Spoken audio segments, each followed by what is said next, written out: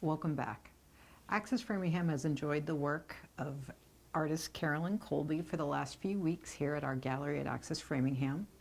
She is a member of the Framingham Artists Guild, and her work will be on display here until May 15th. Thank you so much for coming in. Oh, it's my pleasure. I'm delighted to be here and delighted to visit with you. Can you tell the folks at home how you got started as an artist? I always wanted to study art, but I married young out of high school and waited a number of years till my children were grown and they were going off to college, and that was my time. I started taking art classes here and there and everywhere, and then I wanted a degree, so I went to Mass Bay College and got a 2-year degree, and then I went to Framingham and got a 4-year degree as an art major, and I had a wonderful time. My favorite thing to do actually is to go outside on a lovely day and paint and be with friends. And I paint with a group in Framingham that belonged to the Framingham Artists Guild.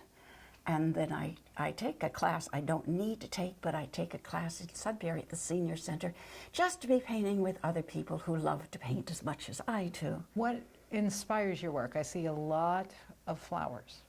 I also used to be a gardener. I was president of the old Pinefield Garden Club 50 years ago.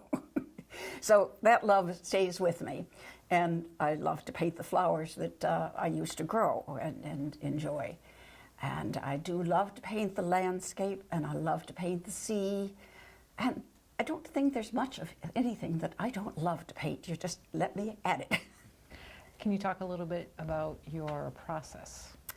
Well, I like to start with a rough sketch. It could be with a pencil, or it could be with charcoal or anything. It's not something that I'm ever going to do anything with, but it helps me to lay out and figure out my proportions of whatever painting I'm going to be doing later.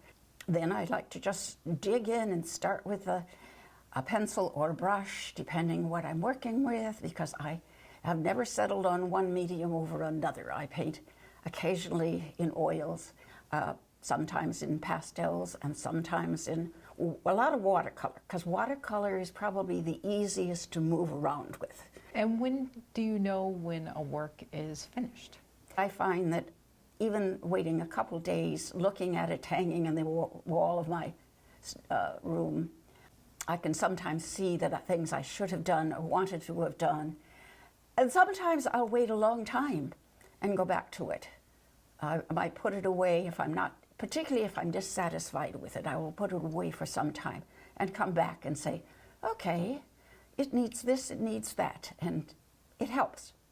And I used to have a friend, she's no longer with me, but we used to exchange critiques, and it was great fun to get together with Edie. She said, oh, I like it this way or that way, and I would tell her, I like your work this way or that way, and we would help each other.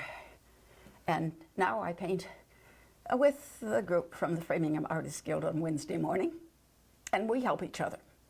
What do you want people to know about your work? We talked a little bit before about the importance of light in your work.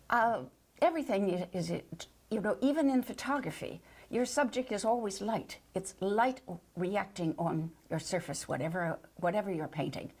So you can't paint in a dark corner, and you can't see in a dark corner. You have to have light. And the weather changes a great deal if you're out painting in particular. So you have to kind of make up your mind what the atmosphere is going to be before you start. Because if you watch the sun move on you and you try to make it in 3 places, that doesn't work.